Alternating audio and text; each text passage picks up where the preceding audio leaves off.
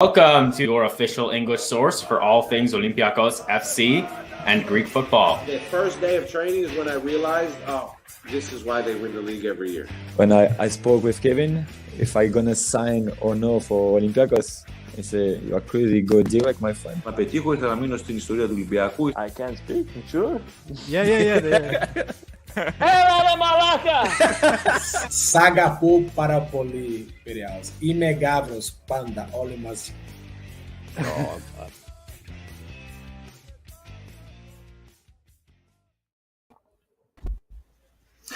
Welcome to another episode of Gate 7 International. I'm Costa, I'm joined by co-host Labro Sirmos in Brussels now. Friendlies are over, guys. Preseason's over. The real games are about to begin.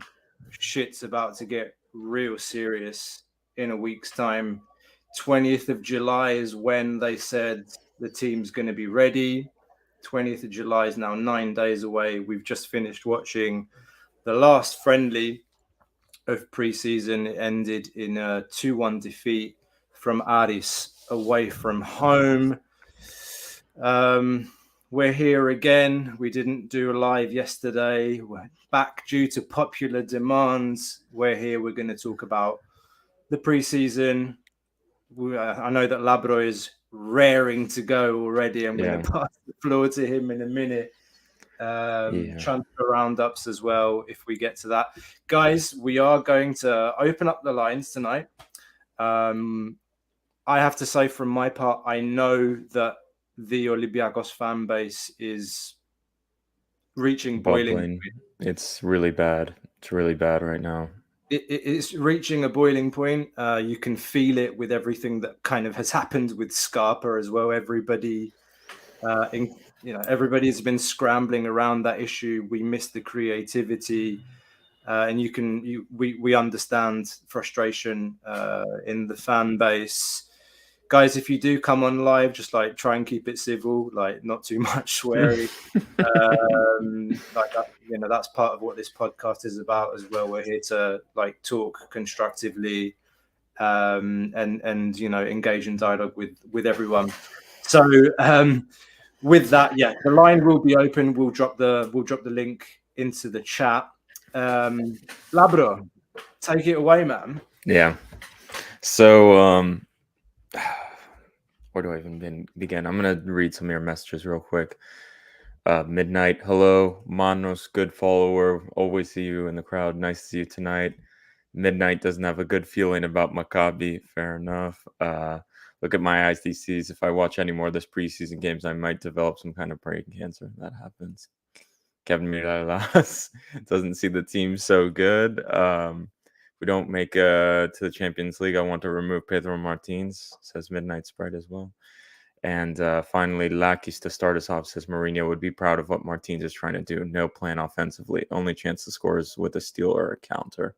Wouldn't even say that. So the preseason is now over. I wanted to hold all judgment on... Well, first off, let me say, after we lost in the PAOK game, I said Pedro Martins had to be fired. I think... he lost it. He lost the dressing room. And I thought we needed to fire him after the disaster of a season we've been playing. So that's first things first. I thought we needed to fire him. I thought he needed to go then. A lot of people, I said some people agreed with me. A lot of people thought, let's give him preseason. Let's see what we're going to do. But here we are into preseason. And it's exactly what we feared. It's exactly what we feared.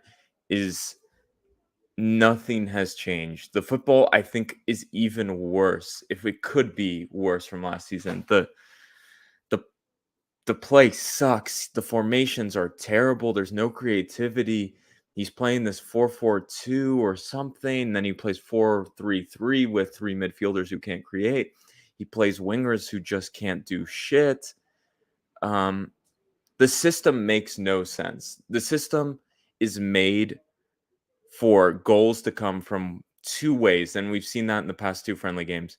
High press, and you hope the other team is shit enough that they make a mistake. Like the game in ARIS today, they were walking us, and then one of their defenders made a stupid error. But these things happen in preseason, like stupid errors and communications in the back due to a press. In a real game, I don't know how much it's going to happen. Moving on, second way is a Cisse header from a set piece. Literally, these are the ways Olympiacos will score and go through with Maccabi Haifa. That's the only two ways. So we've reached the point now where you cannot watch Olympiacos and enjoy watching. Like I have not missed an Olympiacos game in years. Like I watch every single game. But I don't want someone to question, like, am I a fan or I'm not a fan? But I'm reaching a point where I cannot watch this anymore. It is not football what we're watching anymore. And there's no solution here with Pedro Martins.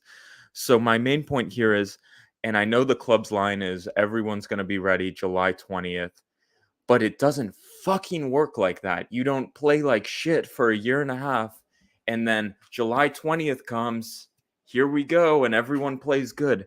The team sucks. And you know what? The players aren't even that bad. I'm going to go on the record and say this. With a new coach, I would be really excited to see what this Olympiacos could do. But the manager is dead. Like, if he doesn't lose with Maccabi Haifa, he may lose in the next round. If it's not with Maccabi Haifa or the next team, he'll lose in the next round. This football is not sustainable. And what is the goal here, guys? What are we going to do, guys? We're going to sit here and wait for what? For football to get better? We said this last year, guys. We said this last year. We're going to wait for it to get better. It's early, and people say you complain too much. You can't. We complained too much, and then we lost with Ludogorets. We should have gone out with Neftchi Baku last season. He's been torturing us. Like, it's terrible football. There's no solutions. There's no innovation. The players look like, some of them look heavy. Like, Tiquinho looks like he's 300 pounds out there. He can barely move. And at the end of the game, he was playing him on the wing. Ousseynou Ba is still playing football for this club. I'm sorry, but at a certain point, you have to say, this guy needs to fuck off. He sucks. He sucks. What is the point of playing Ousseynou Ba? But really, the main point I'm trying to hit in here is there is no hope for this to get better. Maybe okay, I'm going to leave. I'll leave a caveat. Let's say the club is right and Pedro Martins is right. He went on TV, said the same thing after tonight's game. By July 20th, everything's going to be good and we're going to live in fantasy land and watch the best football we've ever watched. It's not how shit works, man. It's like they think we're idiots unless Maccabi Haifa is really shit. I don't know a lot about Maccabi Haifa, so I cannot say, like, are they as bad as Neftchi Baku was? Like, Neftchi Baku was horrific last season. Horrific. And the only reason we went through was to the Europe last season was with Neftchi Baku and Sloviana Bratislava, who sucked.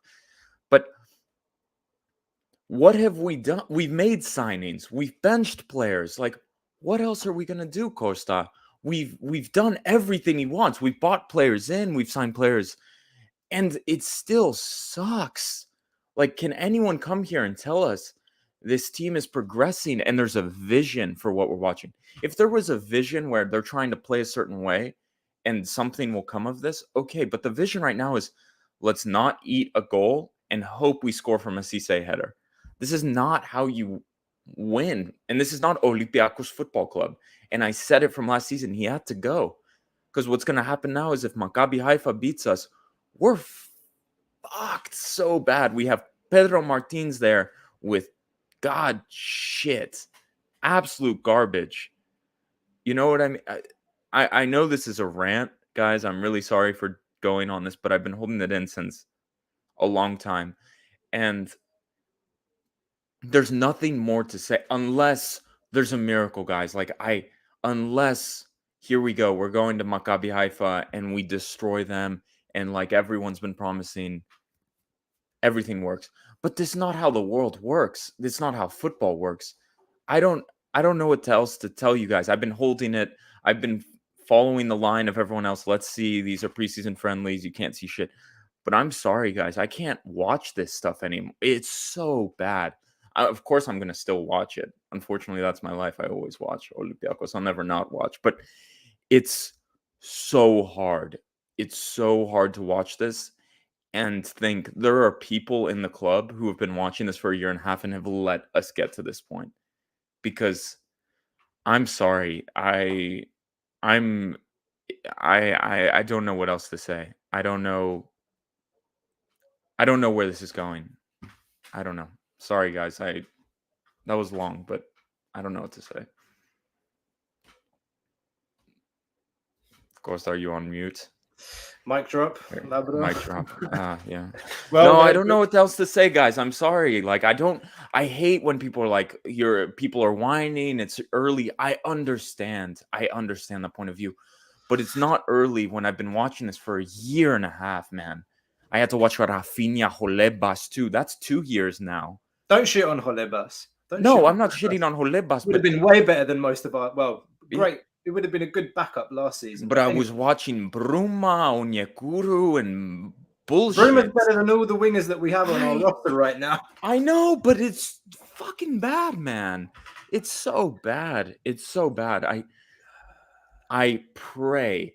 You know what? Like, if maybe there's some people out there who follow, like, think July 20th is going to come and we're just going to fucking turn to Barcelona and prime Olympiacos 3 years ago. But that's what they're trying to sell us. They're like, you're morons. Like, Pedro Martins goes out there and he's like, oh yeah, we're struggling a bit creatively, but the real problem was we lost our focus during the goals. No, the real problem is you can't score a goal, man. You can't score. To win in football, you need to at least put the goal in the net. Olympiacos cannot do that outside of a corner. Like, and then one last thing. We bring Avia to Olympiacos. Avia is I'm not, it's early. I'm not going to say it, but I don't know where they found this guy. But Androuchos, is he that much worse than this guy?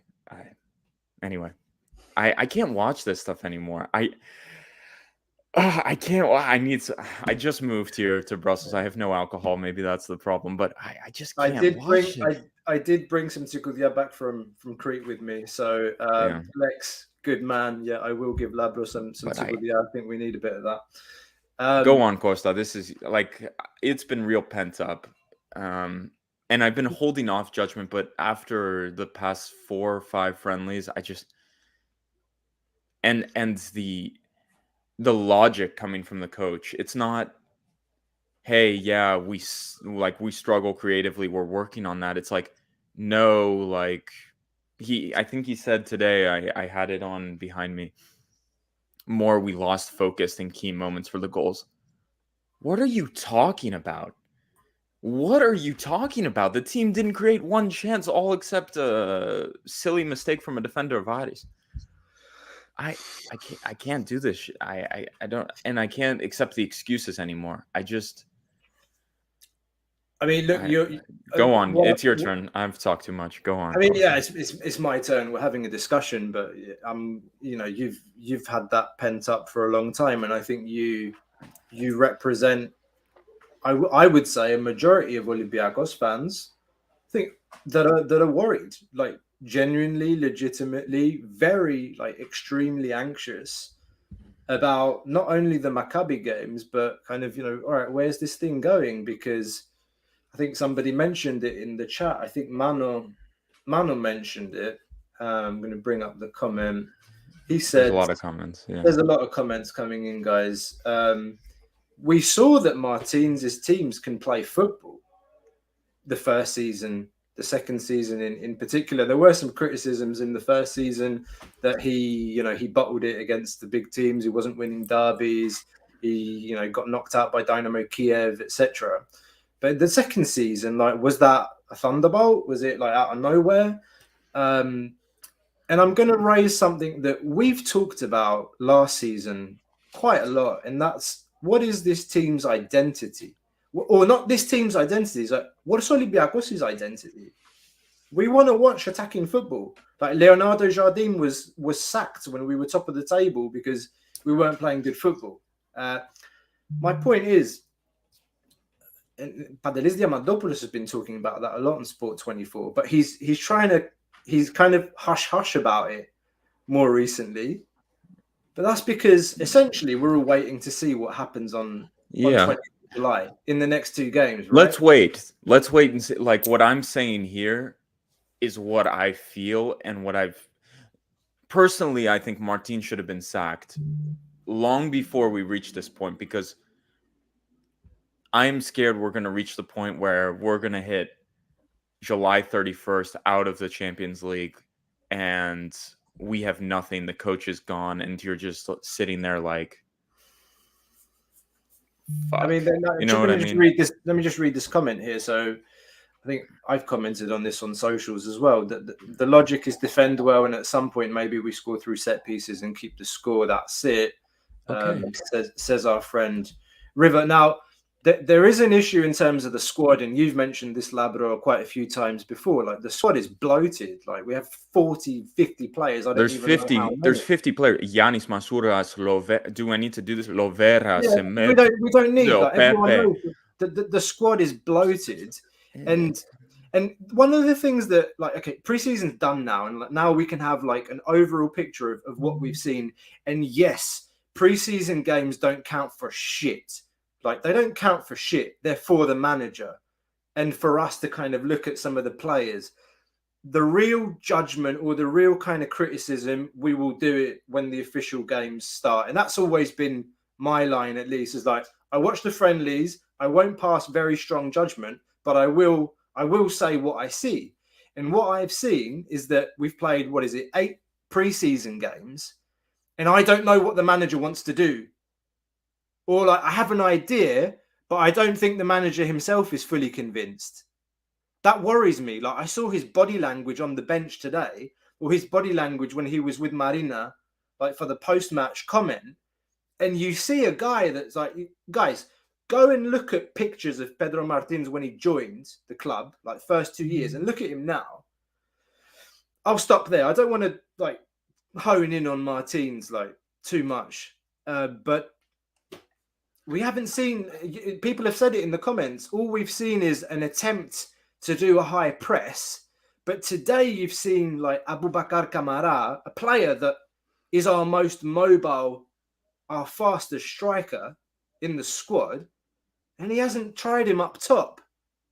He tried that 4-4-2 that he loves so much when it was still 0-0, bringing Hassan on like he used to do.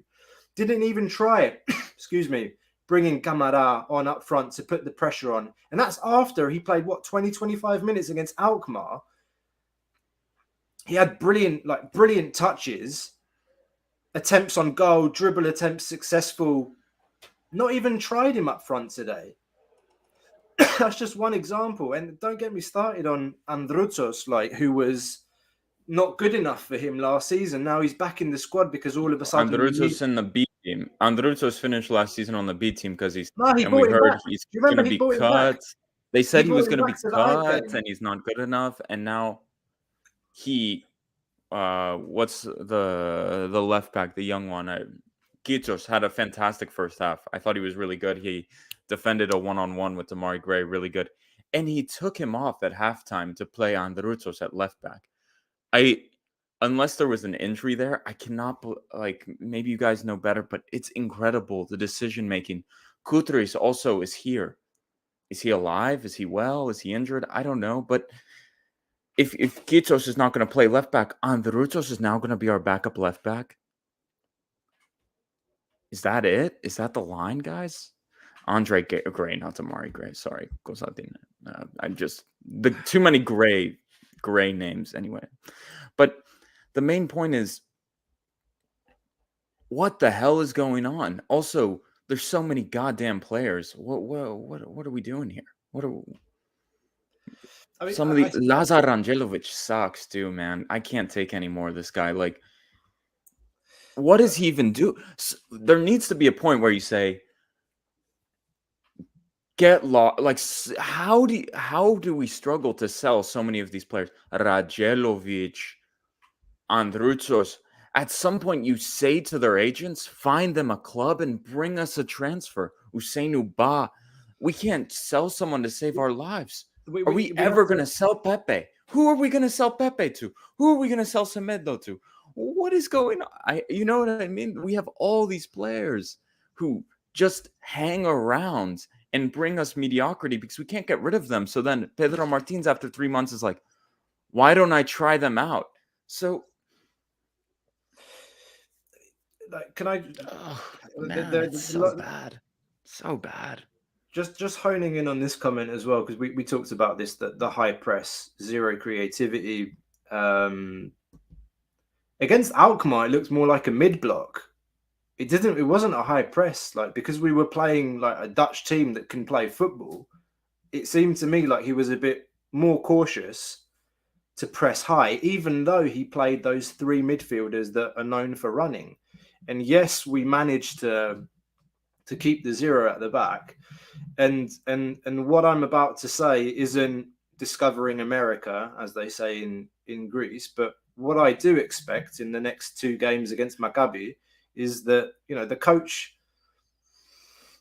has either no interest in playing good football for those two games because he knows he doesn't have the players to do it, or at least the players that he wants. Yeah. How can we say that? The players he wants? We have a squad of 50 people. He can't find 15 players he wants? I can't. Like, at some point, I see a lot of people say things like, Marinakis doesn't do it. Marinakis doesn't blah, blah, blah, the transfers. At some point, man, how much money has this guy put in the club for fucking players, man? Henry Onyekuru, all of these players, down the list, Koundé, and then they just get binned off and are unsellable. If I was the owner and they were bringing me all these players, and now I look at I write the check at the end of the month and I look, and there's 50 guys on the roster, some of them making a lot of money. Tiquinho, Ruben Semedo, Pepe, Lovera, and you're paying these players, and then people say, oh, you're not paying any money. I'm writing the checks for all these useless players that can't be sold. Like, let's be real here. If you're the owner of the club, if I was the owner of the club, I would tell the guy, I just bought you Zinchenko, Abubakar, Kamara, what else? Versalco, Pipa, and now you're going to tell me you don't have the players? Like, it's not possible, guys. It's not possible. I don't know. There are too many question marks, man. Like, I don't know. At the end of this preseason, I don't know what our centre back pairing is. I don't know what our midfield looks like. He says, the manager says in his interview that Zinchenko is going to play at the 10. We never saw him play at the 10. Then after the Alkmaar game, he said Zinchenko's not ready. I think it's not only Zinchenko that's not ready. Zinchenko's not ready. We Lazar is ready? What are we going to do, huh? I think his hope was that Gary Rodriguez was going to be fit. Gary Rodriguez, you can't count on Gary Rodriguez. He's made of glass, man. You touch the guy and he's broken. Like, who even brought, like, Gary Rodriguez has shown flashes of things, but you can't count on the guy. It's not reliable because he gets injured. Like you said it. Like, he's a good player. He's probably our best out and out winger. Probably is our best out and out winger right now. But so he's not fit. He's probably not going to be available for the Maccabi guys. And so what you're looking at is Masouras, who can't get past anyone, on the same side as Oleg, who, God bless his soul, he tries, but doesn't know how to dribble past one player to save his life. So you're looking at a side where there's no creation. You look at a midfield. If we're looking at the 4-3-3, you have a midfield of no creativity with Gane, Agibu Kamara, Madi Kamara, if that's what we're going for. And then on the right, you have two guys who probably don't even know each other's name. Filip Zinchenko and Versalco, maybe. It has to be said, and I want to just touch on something that you mentioned about the management the management's done everything the manager wants. Yes. They've bought him the players. They've bought him the players he wants. They've left players out that are on millions and millions on Yakuru's contract, Fortounis' contract. They've done everything he wants. Like, if you were at a club, at most clubs, and the manager said, I'm leaving out Semedo on his massive contract, Fortounis on his massive contract, Onyekuru on the massive contract, let's say it too, Koundé on the massive contract, Manolas is probably your third choice center back.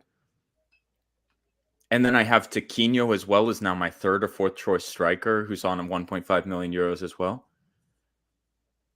Some management would say to you, no, screw you. You're using the players we got you. Fortounis is in the squad. Semedo is in the squad. We paid all this goddamn money for him. We're paying him almost €1.5 million a year. Use the player. Olympiacos has allowed Pedro Martins to literally dump these players who are now unsellable, and he still is not produced. You know what I mean? The club every month is eating a massive loss, almost probably €10 million on players that are Kenny Lala is in Athens, guys, still in Greece, like training by himself. Like, we are still paying the salaries of these players. They don't just like disappear. You know what I mean?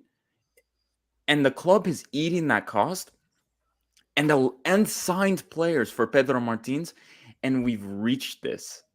We've reached this point. You know what I mean? Like, and I'm not someone to stand here and defend everything management does.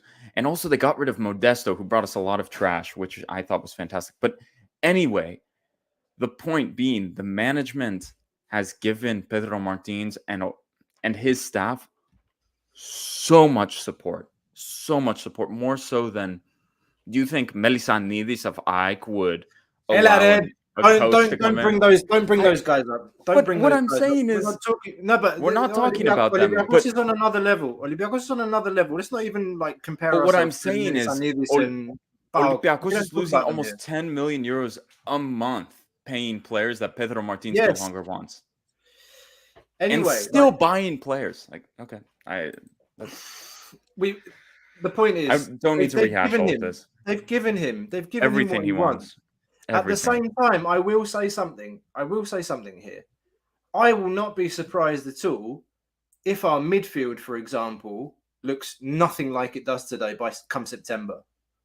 Whether we get past Maccabi, whether we get into Champions League or not, like, I still feel like we're very early in it's July, huh?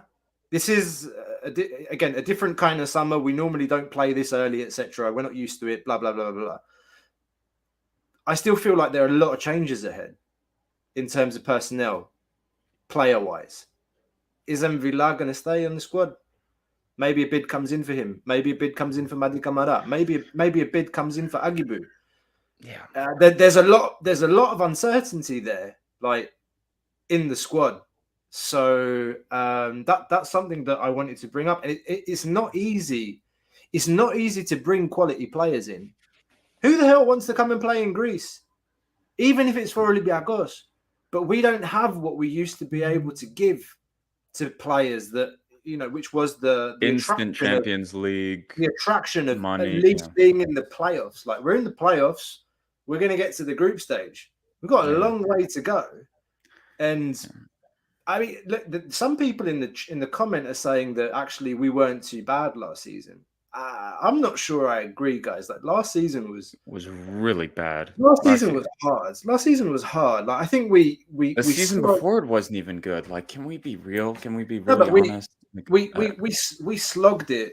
We slogged it out last season, as we say in English. And by that I mean we got results in some games. Yeah. Like in Europe, like there's a question from a friend here, or rather comment from an Israeli friend following Maccabi sports. I have a feeling you're a bit harsh with your team, by the way. I've watched every single Olympiacos game for like however long. I think sorry, there is somebody that's trying to connect. Costa, if you're listening, mate, you need to connect your mic or a camera before we can add you to a stream. So you need to find some headphones, a microphone or something if you want to join in. We're not able to let you in right now. But going back to this point, it's a very hard job for the club to put together a team early. And I'm hearing also some people saying the team should have been ready at the beginning of preseason. Again, I think if you look at what the manager asked for, which was a right back at the beginning of preseason, he got a Villa. Vasalko's in 10 or 12 days before the Maccabi game.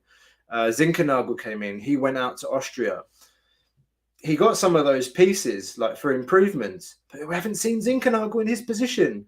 Like, again, it just seems like he wants to go to the Maccabi game and put out a team that makes us compact and gives us the opportunity to either, score on a break. Maybe there'll be finally some automatismos, or Maccabi will give us some space that we can try and exploit on the counter, or a set piece. And that's why he's probably been very insistent with Cisse, why we haven't seen Manolas. Because Cisse is our top goal scorer, guys, during preseason. He scored 2 goals. 2 goals during preseason, top goal scorer during preseason.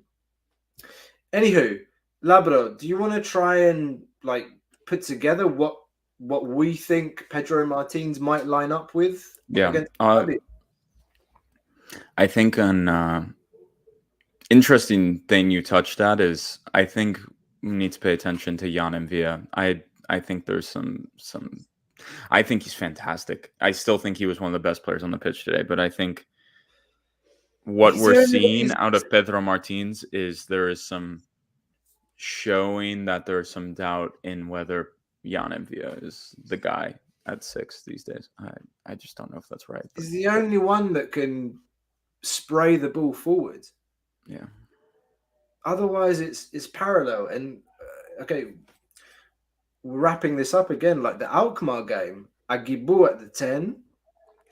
How many offensive transitions? How many counterattacks? How many times did we steal the ball and the ball got to him and then it was a bad pass or something? It's just like use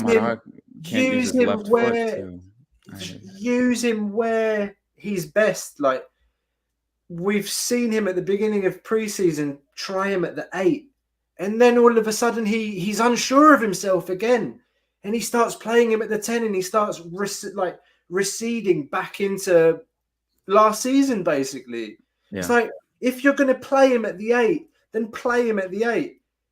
But we've got too many 8s. But whose fault is that? Like, we've got too many players all of a sudden at the 8, and we don't know which one's going to play. Is it going to be Madi? Is it going to be Agibu? Kunde looks to be way down the pecking order. And he was quite good tonight, I thought, for a few minutes. I took a shower at the end of the game. I'm not going to lie. It's really hot here. I needed a second shower after watching that game. But it's... But he's never going to play. Kunde is one who's gone. I don't think he's going to... I don't think he'll feature.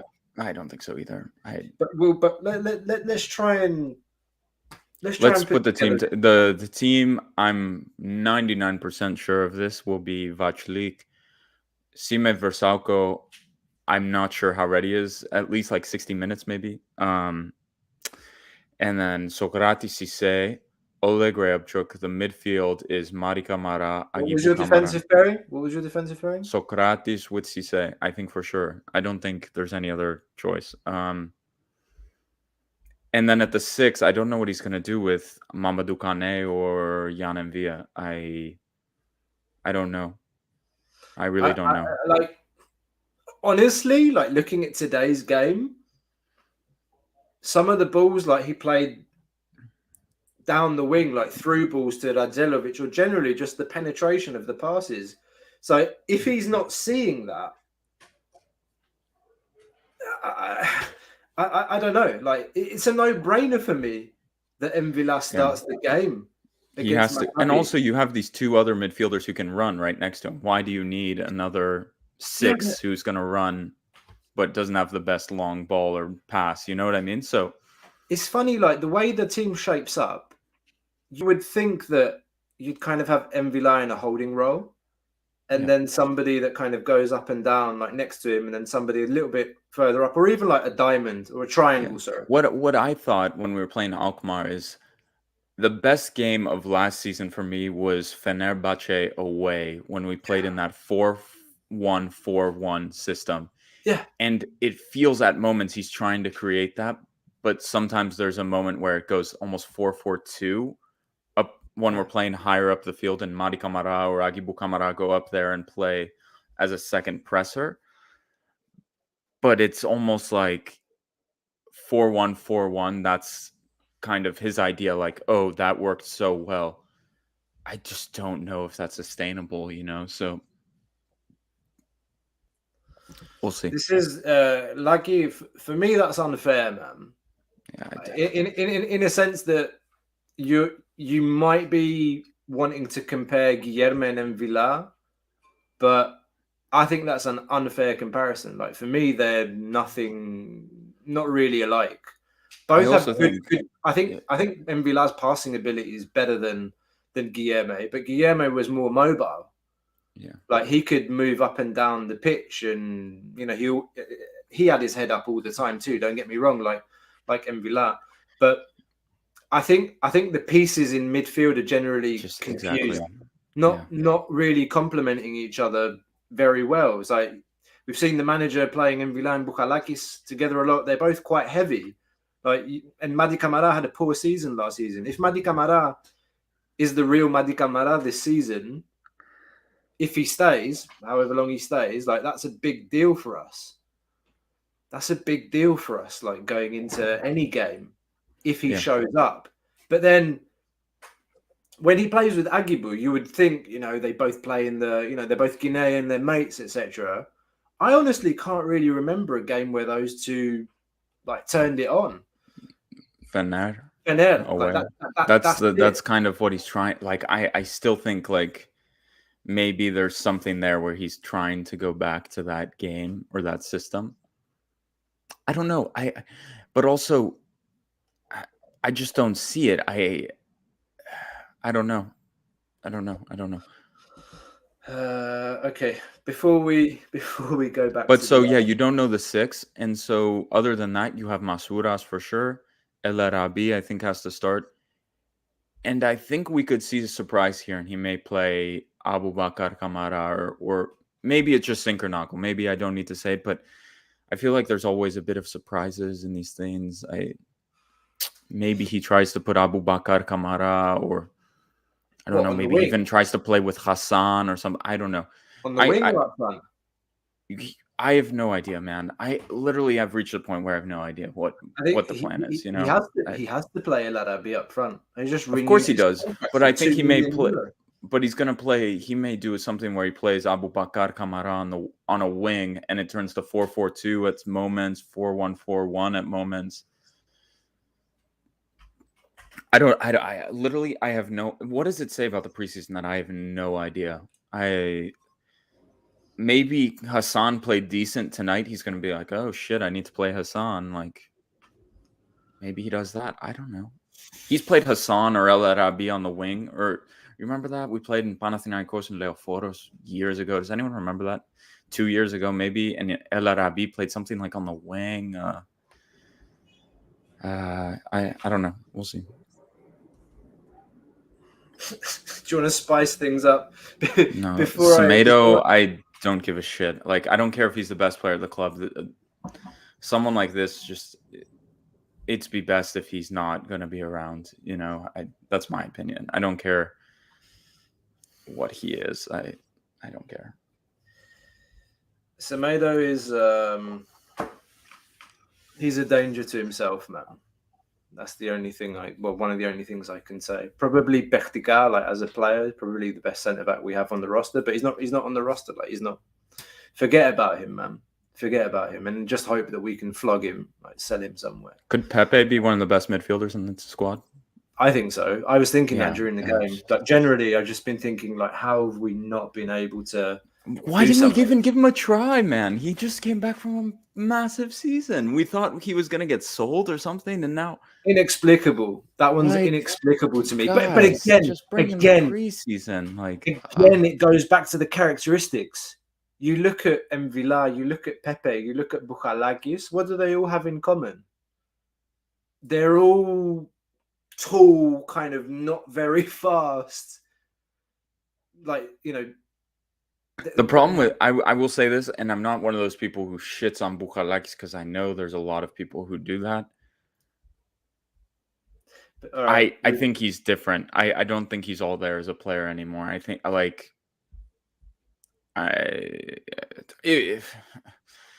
think he may be in trouble. I think I see a decline. I don't think he's working out very well, but that's just me.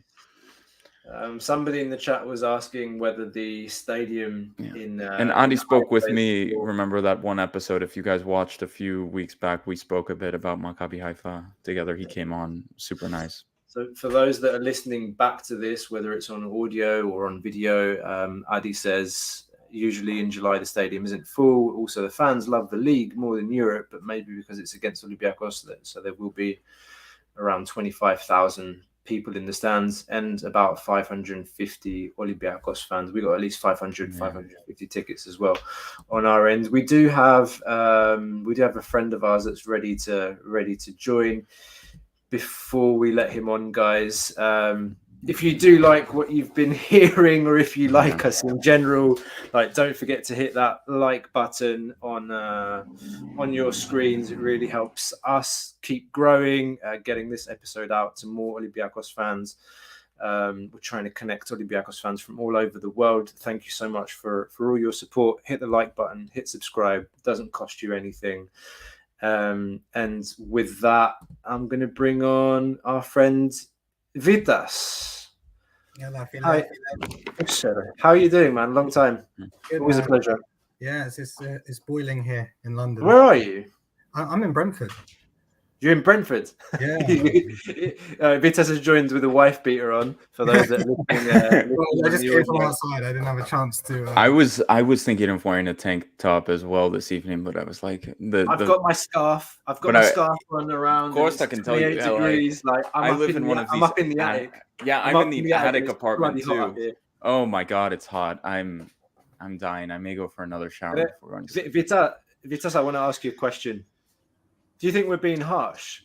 Like, because like maybe we are. We live in an ecosystem. We message each other. We talk. Blah blah blah. So, are you guys talking about the game that just happened? Because generally today, like, I don't know, like, because like I said, today's kind of an opportunity to round up on like preseason and kind of give our thoughts ahead of like what's a massive game next week, and the two games that are coming up. And I said it. I don't know if you were listening right at the beginning. I said it at the beginning. Like, there's generally, I would say, definitely a feeling that Olympiacos fans are, reaching that kind of boiling point. If some have already like simmered over, but yeah, I'm right there. I missed the beginning of your show because I just came from out, but I watched the game with ARIS, and just more of the same.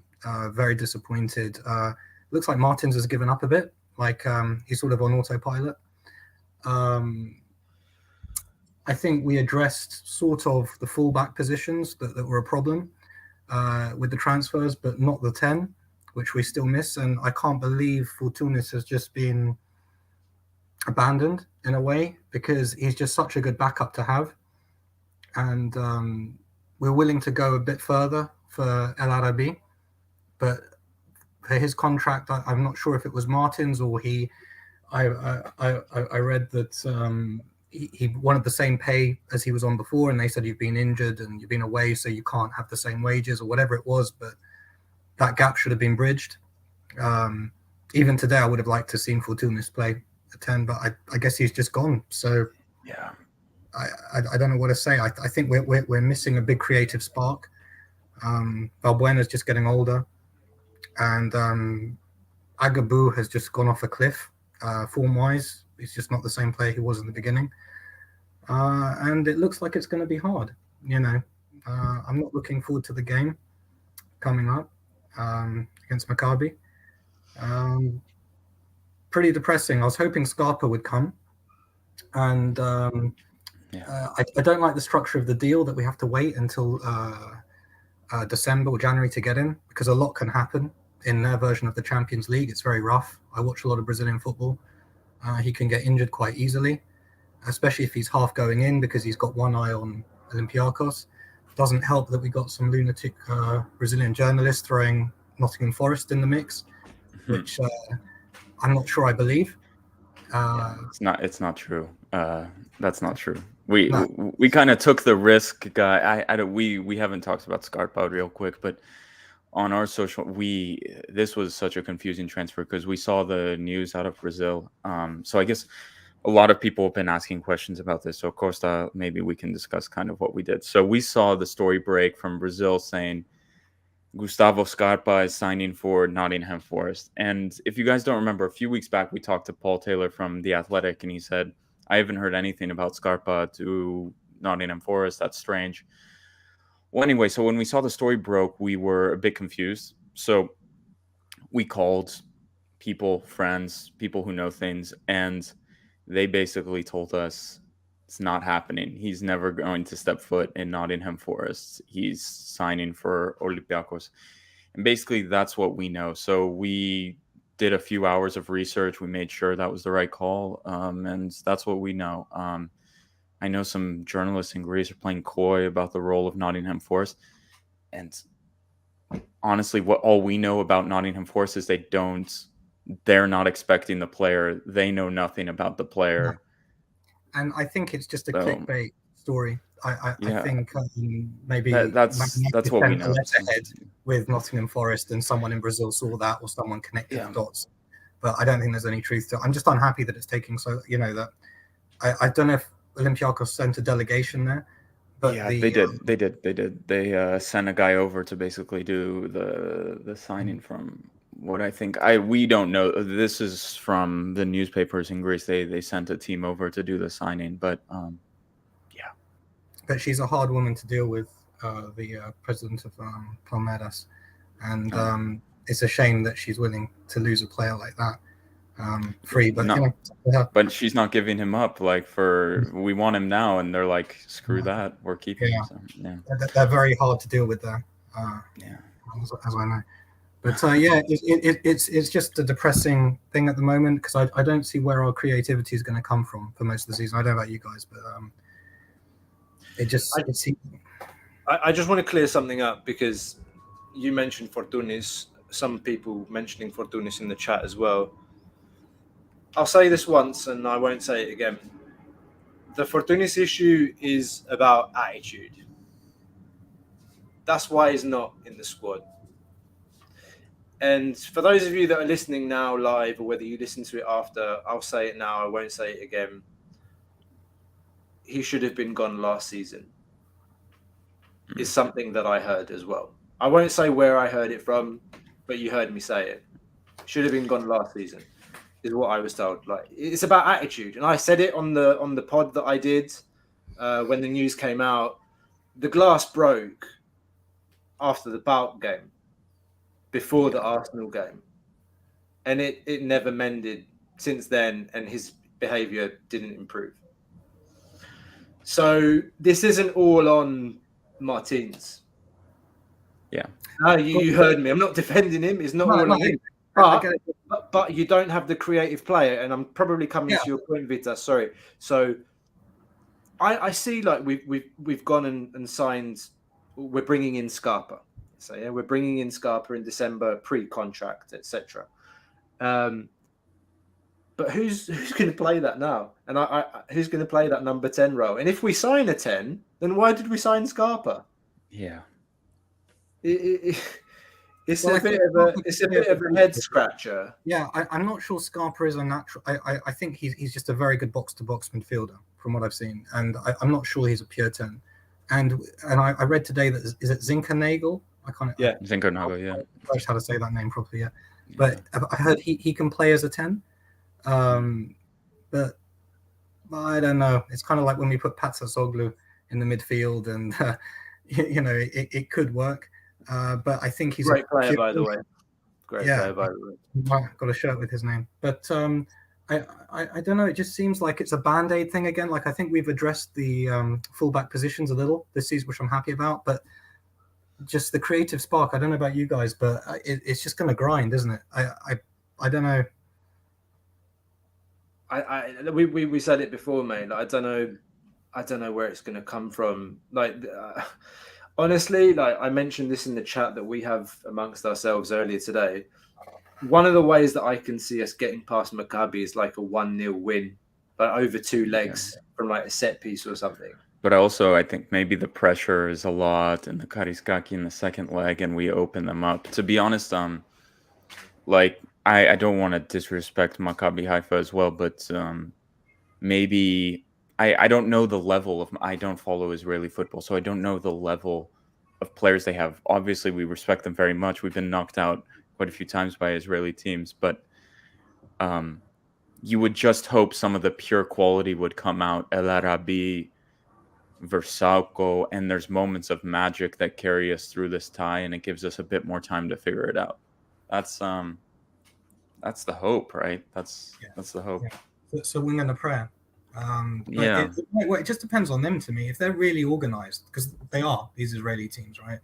If they're super organized, then it's going to, but if they're a bit off balance, I think we can, we can take them easy. But if they're really prepared, because they often are, because they live for these summer qualification games, it seems to me. I've seen so many Greek teams knocked out over the years by this sort of situation. But yeah, it's a tough time. It's a tough time, to be an Olympiacos fan in a way, because we kind of, as fans, I think we live for the entertainment a lot of the games, and the passion and the attacking. I know I do. I love seeing attacking football. And when people ask about Olympiacos, what type of, I say we just attack. And it's great, and other teams like I don't know what Panathinaikos do, and I just all different. But our form is to attack, to win the game, to score as many goals as possible. And then when you see us sort of grinding out a 1-0 with luck or a 1-1, or it just doesn't feel like the Olympiacos I know anymore, So I don't know. I think Martins is kind of a bit, I don't know, passenger now. I don't know. I don't know what you guys think, but he doesn't seem like. I mean, he doesn't look passionate often anyway, right? In those post game interviews.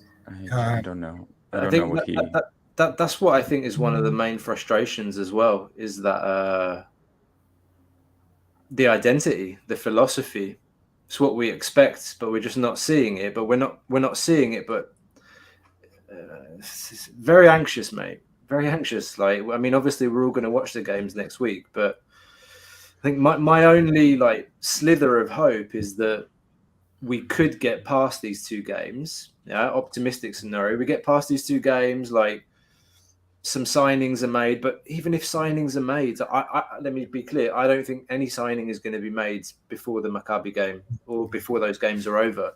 But then if even if somebody's announced right after, I think there's a week. I think there's a week to go afterwards until we play the next qualifier. So there's no time to bring in somebody and bed them in. Even the players we're looking at, like that Giovanni Cabral. The lizard, as they say. He's very inconsistent. I'm a member of a Benfica forum, and I just rinsed them out for information on all the players that we're interested in Portugal. And they said just very inconsistent. He can change a game and then do nothing for 3 games or 4 games. And I just thought, it's just the type of winger we've been looking at the last few years. He's going to come and run a bit and then get some signing to Turkey, the following season. Well, we're competing with Turkish teams. If you want to read the press, that's what they say. And supposedly we lost out on the French younger kid. What was his name, Costa? Do you know it? Mbouke? Was that his name? Mbouku. We lost out on him because he didn't want to come to Greece, or there was the finances weren't right. So he looked quite decent. He looked decent, but maybe a bit too good to be true. One of those. There's another rumor that I read today about Tsigankov. Apparently, we've offered Dynamo Kiev €7 million for a player that's valued at 25 million. I don't know how real this stuff is, man. I think another club bid 12. I think Seville bid 12 million the other week, and it was rejected. He's the one who came to us and destroyed us that one year. Was it Martin's first year? Yeah.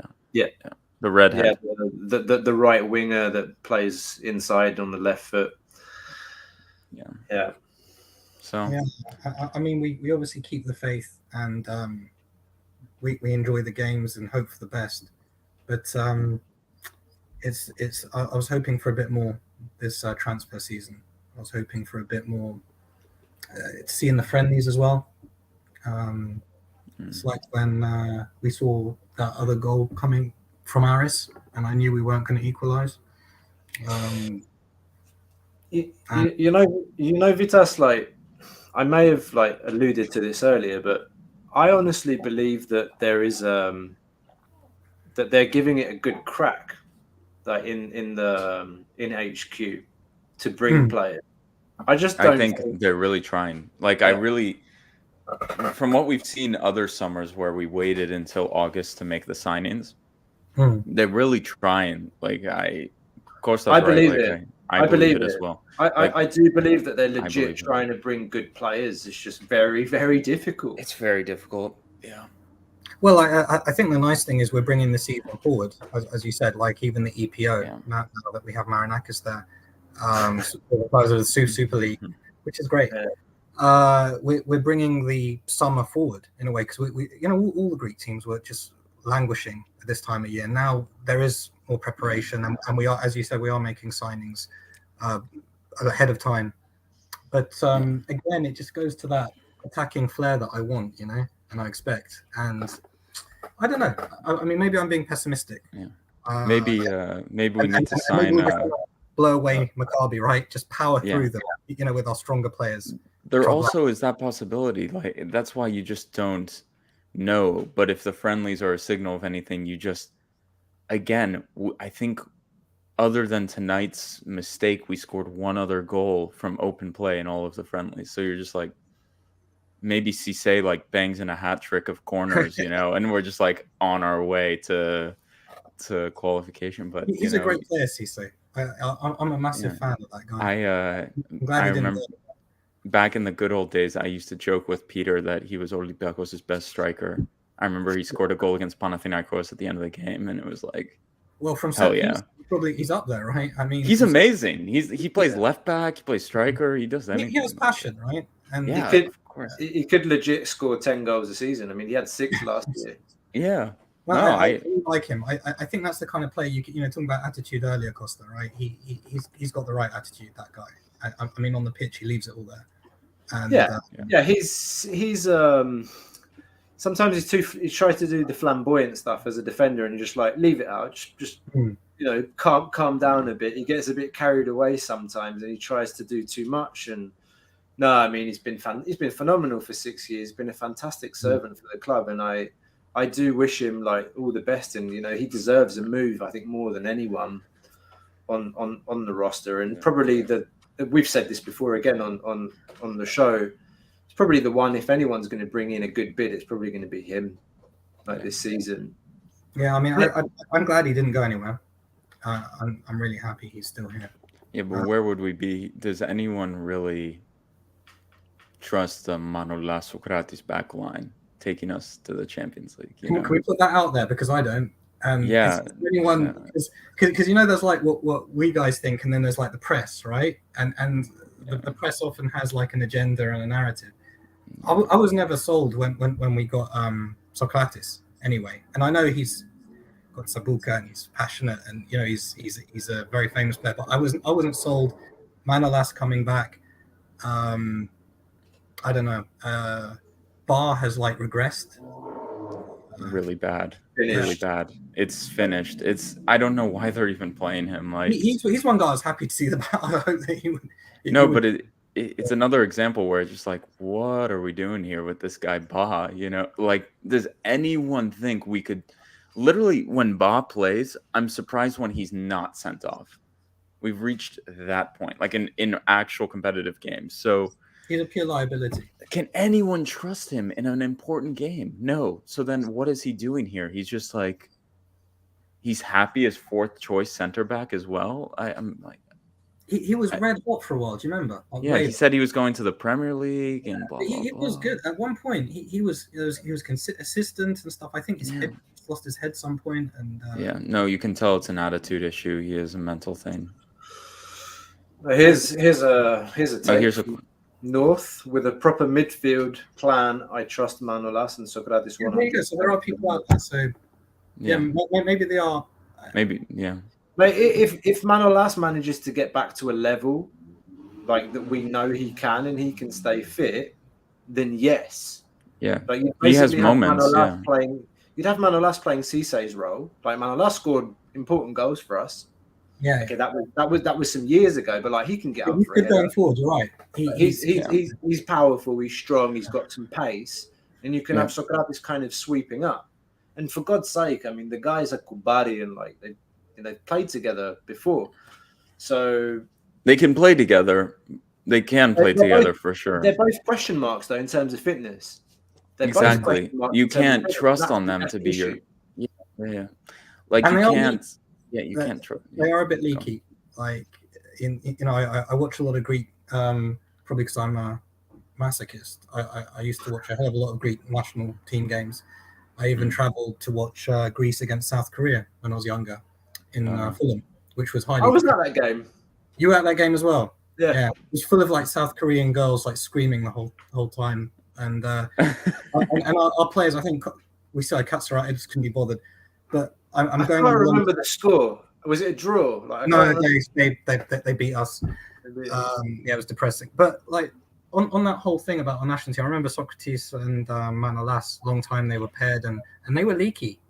Like goals went in, and I'm not. The whole thing with the national team. Players selected on who they know, agents. It's a joke, but there were goals being conceded constantly with those two, and I don't think they've ever fully. I don't know. Yeah, as a pair, I don't know if their styles work perfectly. They mesh, yeah. That's what I'm trying to say. But I mean, you put a good defensive midfielder in front. Someone not like Bukalakis. That gives them confidence. We don't really have a good DM. I mean, I like Villa, but people just seem to run through at the two centre backs too often. I don't know. I think we can concede easy. That's what I don't like. I think people can get at us. And before we were like so solid back there. We'll just have to see. We'll just have to see. I don't know. But they're not going to be the pairing. That's also a big problem with this three we have, and maybe it's over by the summer because Cissé's gone. But whoever is left out is going to feel a bit hard done by, right? If you're Cissé, you just had an amazing season. Socrates you all voted him in our award show, which was delivered to the players today at Reddy. So hopefully we see some pictures of them with their awards. Like Socrates was voted by you guys Greek player of the season. And I know Cissé was one of our top vote getters for best player of the season. He didn't win the award, but most improved too. Most improved. He was up there in both categories, yeah. In both categories. So yeah. Yeah, I mean, I think we just remain positive, right? And I'm not going to let it get me down. I've got too much on my plate, so I'm gonna remain really positive. Yeah, no, we'll be fine. We just have to point out the negative, and but like hope again, like the club has been saying, Pedro Martins has been saying, as much as I've just gone off on it, what matters is next week. Like, let's see what they produce next week. It's going to be a difficult environment. There's going to be over 20,000 fans. It's going to be very hot there. Let's see what they can do. It's going to be kind of okay. Show us what you got. So let's see. Yeah, I mean, I hope we just bulldoze them. I hope we just outpower them. And you hope. And stands right in the middle and just gets a header. I mean, I hope, but often it doesn't work out like that. As we know, these summer qualifiers are really dangerous. For all Greek teams, to be fair. It's taken a long time for the Greeks to get used to that culture of summer qualifiers and fully understand the importance of them. And I think Olympiacos is way ahead on that score anyway. But it could be anything. We could wipe the floor with them. We could let them in. So you just don't know. You don't know really. So until you see the team, basically, it's the same thing with.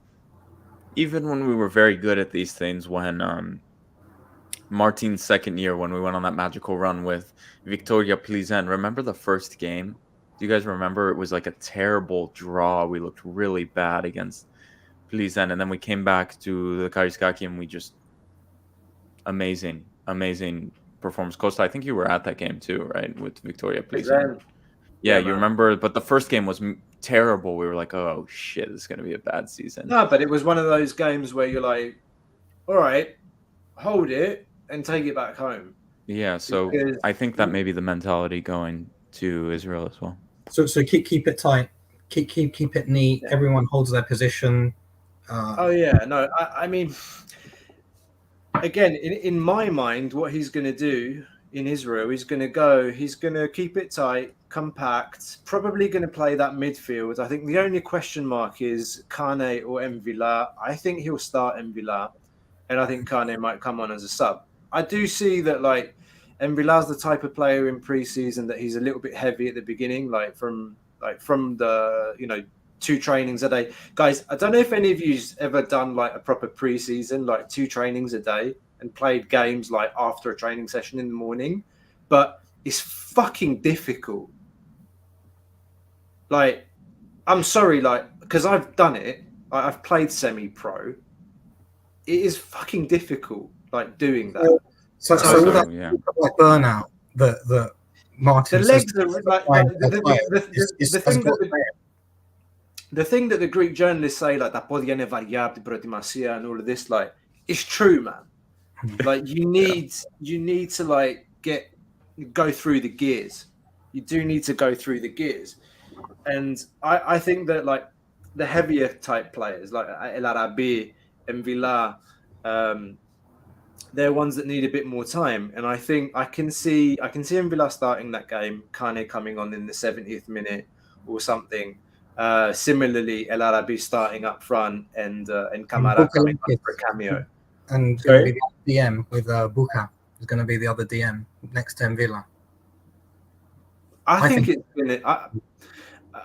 think he'll go with Agibu and Madi like he did in the friendly the other day. So I think the only change from the Alkmaar game will be Villa to start, and then he'll probably go with, again, Zinkernagel on the wing with Masouras. But what I didn't understand as well was that Masouras, he's always been good, like, or better on the left. Like, when he starts on the left, he runs into the far post, or, like, he makes the diagonal runs. When he plays out on the right, and that's what he did in the last game against Alkmaar, that I didn't understand. Like, Zinkernagel plays better on the right, and Masouras plays better on the left. Yet he played them the other way around. That confused me. Maybe it was just a test, but I think you're right. It's 100% right though. It's he always plays better on that side. He's quite one-dimensional, Masouras, but I really like him. I've always apologized for him when he's had bad games, because I say he does pop up with goals. And he's got a goal. We need goals. We need fucking goals. So he scores goals. El Arabi scores goals. Yeah, and but I haven't seen too much of the Zinkernagel, so I don't know what he can bring. But he's a good player, man. The fans of his previous club were quite sad they didn't sign him. So, like, have a listen to the interview that the guys did with Paul Taylor, the athletic journalist for Nottingham Forest. It was a really good interview, mainly around Zinkernagel and a little bit about, like, Nottingham Forest, Olympiacos connection, so on and so forth. One of the things he told us was that, like, he's a very, very good player, like, has some consistency issues. Like, and for the question, of course, was, like, okay, if he's so good, like, why didn't Forest sign him? Like, 2 million or whatever we bought him, why didn't they sign him? So an issue of consistency, and can he really make that step up to the Premier League? But, like, honestly, I like to think we just took him because it wasn't down to them. I don't know. But he's a Watford player, let's not forget. But I did speak to some friends in Norway who work for a Norwegian company. Come from Bode Glimt, yeah.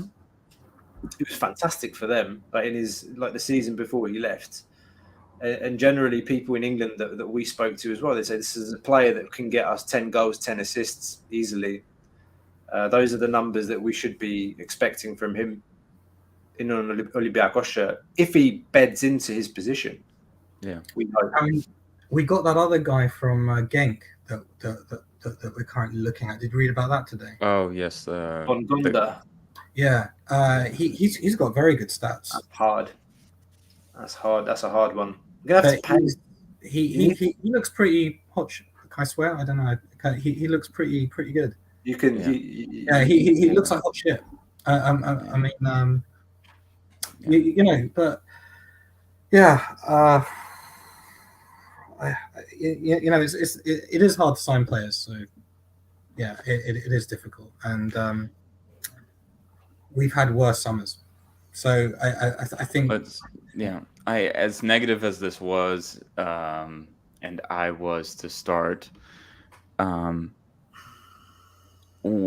Again, we just need to goddamn hope this turns out next week, and hope for the best. And also, one other thing: if shit goes bad in Israel, we lose 1-0, we lose 2-1, we draw 1-1, and we play like shit.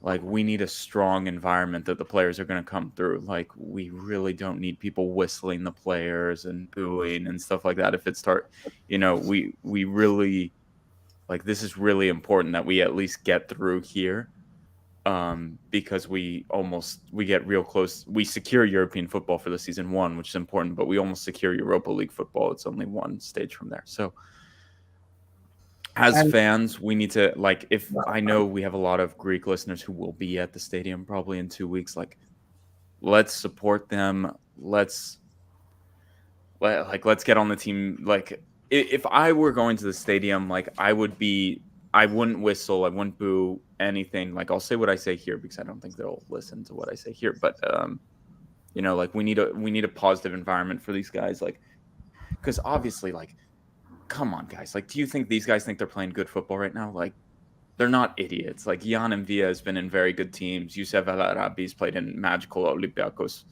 teams, right? Sime Versalco probably walked in and was like, "Oh shit, wow, this isn't what I thought," So let's see. I noticed something. Did you watch the Alkmaar game, Vitas? No, I didn't. I talked to you about this Labro. I don't know if anybody else that's watching, listening, noticed it as well. Sime Versalco in that game, the amount of times that I saw him talking to his teammates, or even like shouting at them and like pointing like where they should be, or why didn't you go for that ball? Like, why didn't you make this run?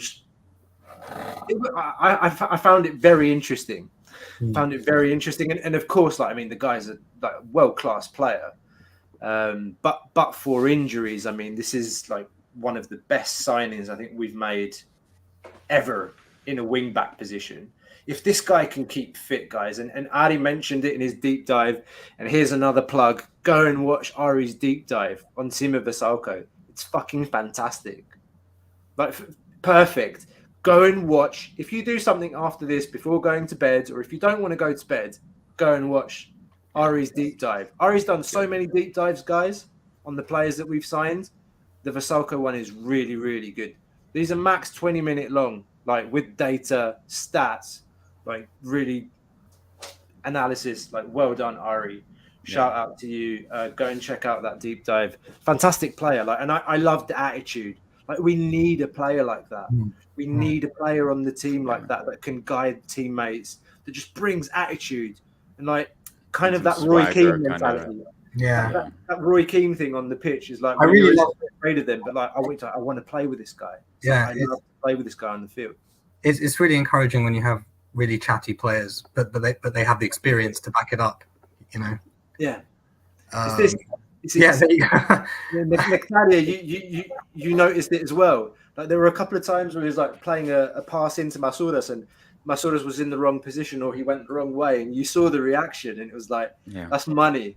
That's money. That's like a real player there, Yeah, I think as well, we should point out that, because I always, because it was so long that the away goal counted, right? But the away goal now doesn't count. Yeah. So it's no longer a lot of teams sitting back away from home, because every goal counts, that's scored at the time. So we might actually go toe-to-toe with them a bit more than have two defensive midfielders, like I said earlier. We might actually try, it'd be interesting. But also, I think the home team has more of an incentive to go all out, because if they concede, it's not as bad as if there's kind of the idea, well, we're at home first, we need to score a few goals because shit, we're away second leg, so we need to just go for it. So maybe they come out like all guns blazing, and they realize, oh shit, if we don't win here, we're screwed. So we need to do it here. Put a few past them. I don't know. We're actually talking on, I think it'll be Sunday. We're speaking with a Maccabi Haifa podcast. The name is a bit strange. It's like Green Shouting. Was it Dogs or something? Costa? I don't remember exactly the name. I know that Costa Llanos recorded with them today. So that'll be out soon, guys, for those interested. But we'll also be doing our own preview as well on here. With them. Barks and Green. Thank you. Barks and Green. I knew it was something like barking or dog related. So, it was a bit confusing, as we know, with names. I'm not good. But so we'll be talking to them on Sunday to get the lowdown on Maccabi Haifa to kind of realize, what's going on. Oh, wow. This is interesting. Breaking news, apparently. ARIS just agreed with ex-Arsenal and Roma player. Shut up. There's How old no is that way. guy? How old is that guy? He's been around the block. There's no way. Wait, he must be what? Someone use Google. I'm looking it up now. I'm looking it up now. How would you even spell Gervinho in Greek? He's 35. He's 35. That's a perfect signing for them. From Turkey, from Trabzonspor. I mean, yeah, they're making some decent signings. I mean, for Greek football, like having Gervinho, I haven't seen him play for a while. I haven't seen his stats. Like, I don't know, like big name though. But Sidney Govou was a big name as well for another one of our rivals, and that didn't go too well. Anyway, I'm still trying to figure out how they're going to spell Gervinho in Greek. I always wonder those things. TZ Zavino. Something like that. Like, it's gonna be a butchery. Gervinho as Pume, like I don't know, Maybe is that in there? Yeah. But I hope that Maccabi come out, because you see those games where like in the first leg, the home team, you expect them to come out, as you said, Lambros, and they just don't, and they just sit back, and they're like, "What are you going to do about it?" It happens a lot as well. I hope that they actually come out and leave some gaps, and we can actually exploit that. I hate those games where both teams just sit back, even though one team should be attacking, because the next game they're going to have it very tough. But I've seen a lot of qualifiers where you expect the home team to go for it, and they just don't. They just there's no urgency, So I hope they do come out a bit at us, and we can, exploit that. I mean, we do have a friend from Israel watching the show. From what I remember, like knowing that the manager of their team is the same manager that they had when Hapoel Beersheva knocked us out. I remember his team being very, very tight, very fast on the counter, and that's how they beat us. We couldn't break them down. I remember we had to play, I think, like Troy Dominguez and Fortounis against Beersheva back then. Victor was the manager. He basically threw on every creative player that we had, and we still couldn't break them down. Yeah. And then they scored on counter, and I kind of, and actually there you go. Adi is saying, yeah, correct. So I mentioned that a few weeks ago when we were previewing after the draw came out. It's going to be one of those games, mate. I don't expect them to really come at us full force. And to be honest with you, mate, I'm not a professional football manager, but if I'm looking at Olympiacos and looking at the tape of the preseason games and the tape from last season, then I'm thinking, let them come onto us, and then don't open up, because I think Olympiacos can cause trouble if we find space. But if we play against a team that plays compact, and they play very on the break, hard to put them down. Huh? Who's going to put them down? Yeah, I think they might do that, actually. That's why I mentioned it. I think they might sit back a bit and see what we got, and try and play on the break. I don't know, but you guys are really hyping me up for it now. So I'm actually... We're going to even do a bigger preview. More positivity now after speaking to you guys about it. It's always exciting, and I'll probably... I'll watch the game with Costa, maybe... I don't know. We did a watch-along for one game. I don't know if we want to do that again. I don't know. I just got to get a decent stream this time. Yeah. Because there's been some terrible preseason streams out there. Anyway, that's a whole other thing. But yeah, I better watch it properly. Yeah. Labro and I are going to try and do a watch along. I don't like the watch alongs because then I have to be like more civilized. I can't swear at my TV, like because children could be watching. I have to be. I don't know. No, we always click not appropriate for kids.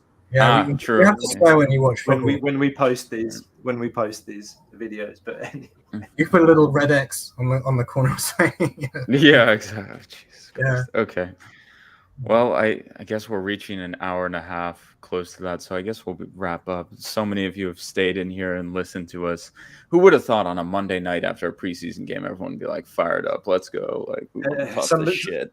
Somebody also mentioned that Taki Tsukala is doing a show right now on YouTube as well. Or crossing wires, maybe. Yeah, it's like, why did you guys do it then? You should have scheduled it better. It's like, okay, guys, like with all due respect, like we're not planning our schedules according to what. Yeah, that's true. Like, with all due respect. Yeah. Guys, I'll tell you something really funny. I was in Brazil last year. I was trapped there because of COVID, and I was watching the Olympiacos game. I can't remember who we were playing. Someone in we're obviously playing in Europe, and I was in a hotel room in Brazil, and Olympiacos scored, and I screamed so loud. I just went like so loud. Which game was it? I can't remember, but it was late. We scored late. And we ended up winning the game. Fenerbahce? Yeah. I think it was could have been with Fener, yeah. And I screamed so loud that after I was like, oh wow, that really hurt. And then I actually developed a throat infection. How pathetic is that? Oh my god, that's amazing! What a story that is. I was kind of ashamed that now you said it's amazing. It sounds pretty good, but I thought that's the most pathetic way to get a throat. And then I saw, next I was like, oh, sore. And then I actually got red. And then I actually got like a throat infection from that scream. I screamed so loud. And my wife came in and said, "Shut up! What are you doing?" I was like, "I didn't. I just scream." But the next day, sore and then throat infection. Do you know what your illness was? I do. Yeah. I had my Olympiacos beach towel. You even turned red. Mate. Yeah. Rumors Rafinha came with his beach shorts as well, tucked up all the way up to, tucked up all the way up. And he was walking along the beach. I don't know. There's this shop in Brazil called Centuro, which is the sports shop there they have. Like I don't know, it's a different name in every country, but it's the one that's got the running track going through it. You know the one? It's a sports shop. It's got like a running. It's got the trainers on the left, and then. It's all over the world. It's in front there, and they were selling Olympiacos tops like a few years ago. Yeah, this is like 6 years ago. So they obviously agreed, and they had some. I think it was Fenerbahce shirts, and they had Olympiacos. They just had them there, and Brazilians just bought them because anything European's cool. And I was seeing all these like Olympiacos shirts on the metro and stuff. And I don't think like these guys knew who Olympiacos was. So I'd immediately say, and then I'd talk to them in Portuguese and explain about the club. And I was just converting as many people as I could. Like, brilliant. Fantastic. Brilliant. And I've done that with a lot of neutrals in London as well. So I noticed the Turks are very good because what they do is every English guy who has a Turkish friend, the Turkish friend buys them a Galatasaray top or something, goes, yes, I've seen this phenomenon. Yes. So with my close friends, only like 2 or 3, I went to the Red store, got the discounted shirts, and I saw them next. I was like, hey guys, real one. Didn't tell them it was from last season. It was like 15 years or whatever. And I did the same. And then I met one Turkish guy who'd been giving everyone a Galatasaray top in a pub, and I was like. He goes, you're the one giving it. I go, yeah, because you started it, man. You're giving everyone Galatasaray tops. You're trying to convert them. I'm converting them to Olympiacos, and they come to the Greek islands more than they come to Istanbul. So it makes sense, That's Perez, and he just laughed. I said, two can play that game. That's fantastic. If we're converting fans here, I can always go to the Olympiacos Red store, and the discounted shirts. I can just get like 6 of those bad boys in large. Yeah. Nothing. And so it's war out there. You've got to keep growing the fan base. Yeah. There's Costa Papadimitriou chiming in. Vitas is the most most fanatic Greek fan of Olympiacos.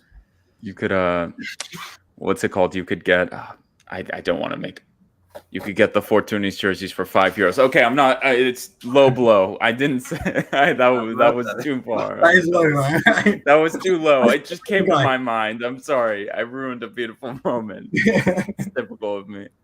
But that's a beautiful story, and that's part of what this is all about as well. Yeah, everyone being like Olympiacos fans abroad, born abroad, like, you know, or whatever, like lived abroad, being an ambassador for the club, and converting people like Peter. Yeah, you have to convert the neutrals because a lot of people who like football and they're aware of Olympiacos, but they never met an Olympiacos fan or anything. They've seen the name, especially in Brazil. So I just give them all the stuff and I bring them with, and they want to tell me about their club. So it's like reciprocal, you know. You got to listen. Yeah. I'm kind of like an Atletico fan now in Brazil because it's my wife's team in Brazil. But she's got far more Olympiacos tops than Atletico tops. Like she's Olympiacos all the way.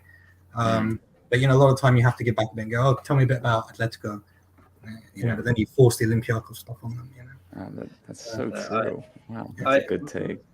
Mate, I go to Greece every summer. Like my entire life, I'm 35, 36 years old. Every summer in Greece. Had the pleasure of having friends over every year, and generally growing up in London, like I used to bring mates over to watch derbies. Like back in the day, like the derbies were fantastic, like against a really good Ajax team or like really good Panathinaikos sides, you know, with top players. And whenever I always say to my friends, like, you need to go and watch an Olympiacos game, like a proper Olympiacos game is something you need to see like before you die, type thing. One of those things, like you need to go to Karaiskaki like on a big game, just like to experience the atmosphere. And I'm happy to say that I have, like, you know, whenever my mates have come over, they've either been friendlies or like even qualifier games, like, okay, you need to come and see this. It's like a qualifier against Partizan and it's only like 20,000 fans there. But just the things that you see and like the noise, and they're just just sick.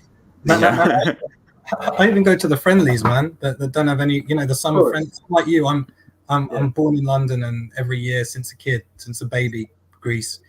And so first time I took my wife to Greece, we got off the plane and there was a friendly, I think against Anderlecht, could be wrong, don't quote, but it was a friendly, I think against Anderlecht. 0-0.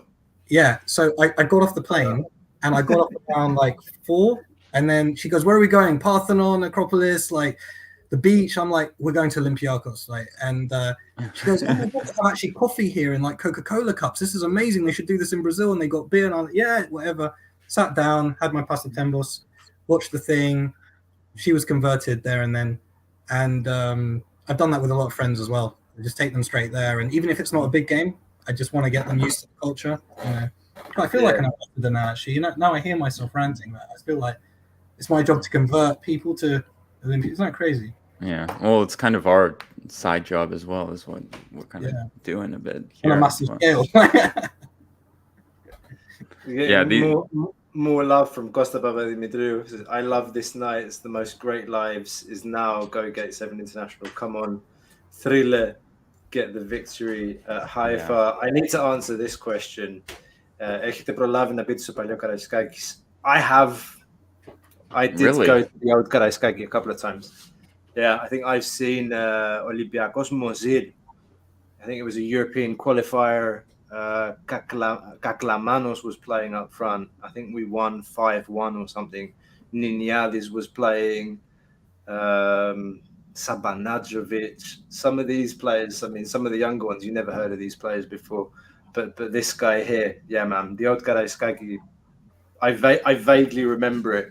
Like I did have the honor of going to the old stadium before they demolished it and built the new one. But yeah, mate, like again, the same guys commenting about 60,000-70,000 fans in the Olympic Stadium, I guess. Like, God, could you imagine? Sometimes I would, like, if we make the Champions League and we go in a group with Barcelona or I don't know, could you imagine a full Oaxaca for like a night? You know, it would just be kind of priceless. I know it would never happen, blah blah blah, but some of those videos are amazing of the full Oaxaca.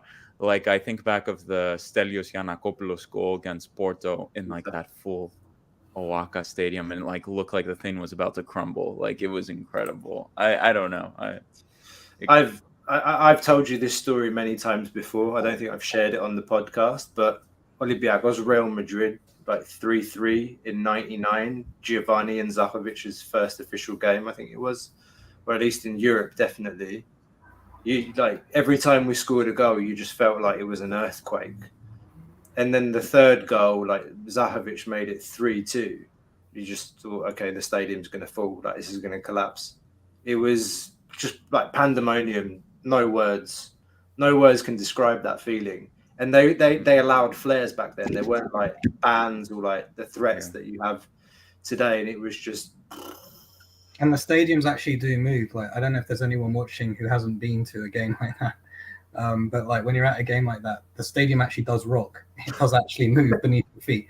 Like I'm sure everyone who's watching is. But also, I would say like a derby full Kariskaki like is some of the most amazing environment to like ever be to. The energy in the air, like smoke. There's a little bit of smoke from a flare here or two, and just like the feeling is immense. Like I'm really worried about this post-COVID period that we've lost something in fan culture and stadiums because I don't think we've seen a full Kariskaki in a long time. Like it hasn't happened post-COVID from the opening in the stadium, and like I know if they've done 85% or not, but it's just not the same. Like when you see a seat that's open, you just like the atmosphere when there's not even a single seat open, where like everyone is shoulder to shoulder like this. Like we miss that. So I really hope people come back to the stadium. I think if we get some good scores, like some 4-1s and some 3-1s. Maybe we get a big win in Israel and people come to the stadium. I think a lot of teams have actually not played that well after COVID as well. Yeah. And I think that's part of it. Like a lot of people, the stadiums. I saw some interviews and people were talking about it, like how do we get people back in the stadiums post-COVID? I think it's a problem that a lot of people have. Like people are just used to watching games on TV now. It's like, okay, come on, guys, like we need to come back. So we'll see. Yeah, and this is a good comment. Magic of these games is what made us all fall in love with Olympiacos. Exactly. Definitely. So I just wanna see those environments again. I just want to see. I just want to experience it too. I miss it. I don't know. Like, I went to the game with Atalanta. I went to the game in Frankfurt, but it's like when you're in the Kariskaki within a full stadium, like with people, like yeah, exactly. I don't know. Hopefully this season I catch a few derbies. I don't know. Maybe I get vacation as well soon. Maybe I'll go for a qualifier. Actually, we'll see. We'll see about the qualifiers. I'm gonna judge Maccabi Haifa first, and then we'll see. Let's see. Let's hope also everything goes well with qualifiers, and whatever happens, maybe there's a game in London, there's a game in Brussels, there's a game in Amsterdam, or somewhere in Holland, or somewhere in Belgium, somewhere close to us. I might be in Greece in September for a wedding, and then that's on a Saturday, and hopefully there's a Kariskaki game on Sunday, and I can stay one day longer. Costa, I have to ask you, were you with Gate 7 London? No, I moved out to Belgium like when I was 21. So you're about my age, and I used to be with Gate 7 London, and we used to go, and we used to get a lot of Red Star fans coming with us to all the games in London. We were based in a Serbian hotel for a while in Holland Park, and called the Ravna something.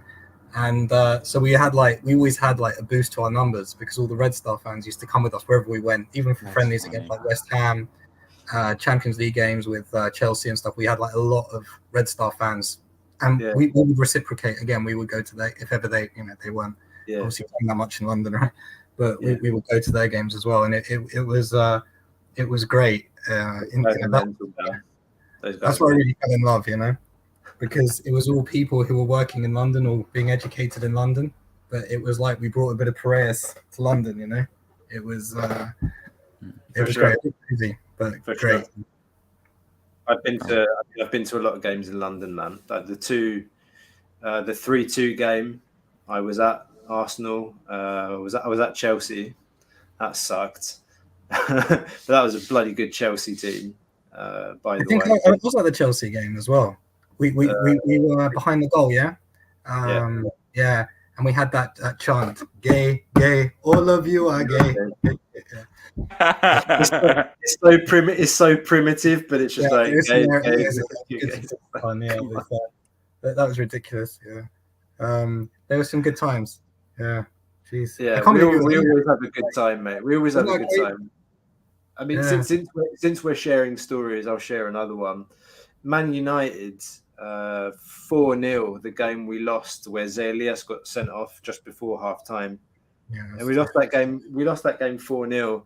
And I remember after every goal, the United fans would sing, "You're not singing anymore," and then we just keep going. Like we you know, stadio padaros, you know, and all of this.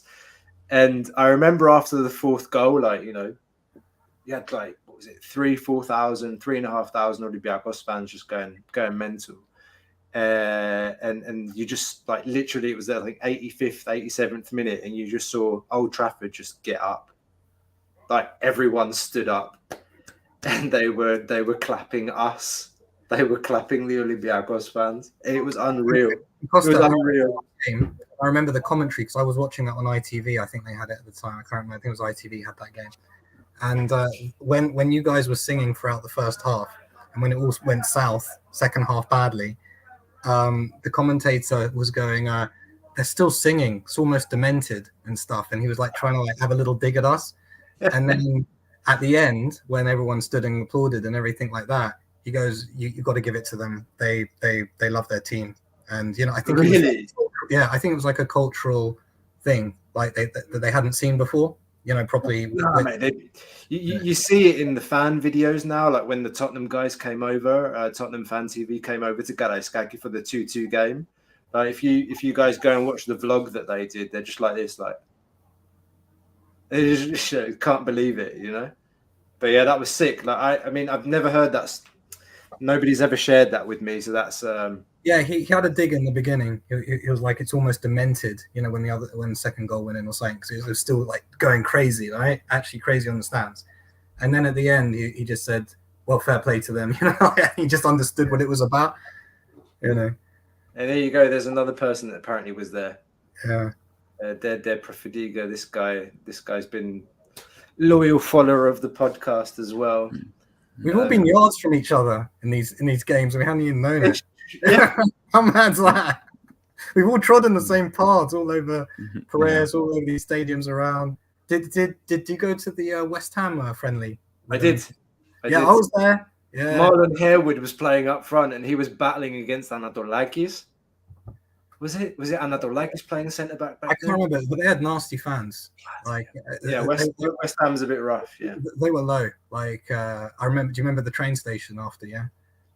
I can't remember how I left, mate. I think we took the train. Like, yeah. I mean, that stadium looked like a piece of Lego, right? It had that crappy castle thing, and it looked really, and the area was really like. Oh anyway. Shit! Yeah, of course, because their old stadium. Yeah, I can't remember. What was it called? The bowling? Was it the bowling ground? No. What was it? Upton Park. Upton Park.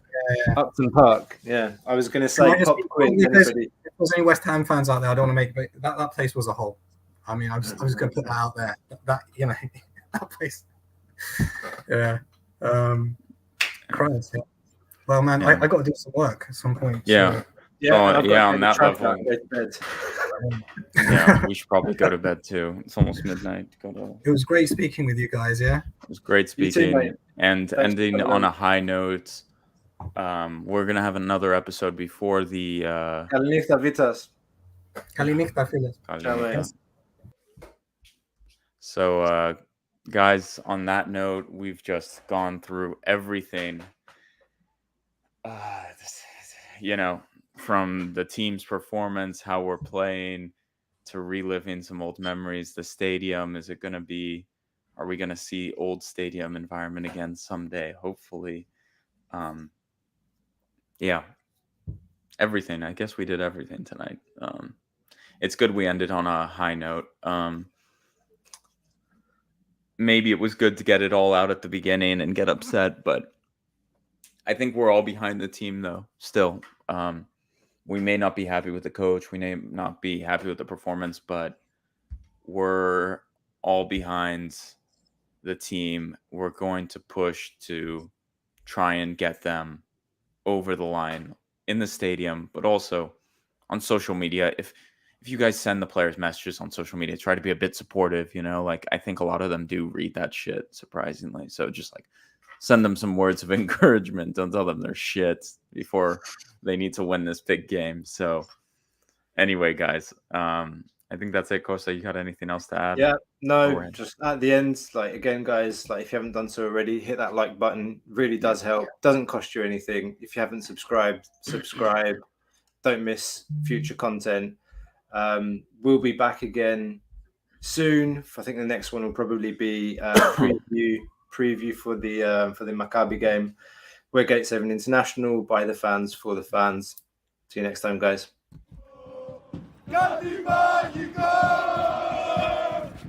Ocupar, gente,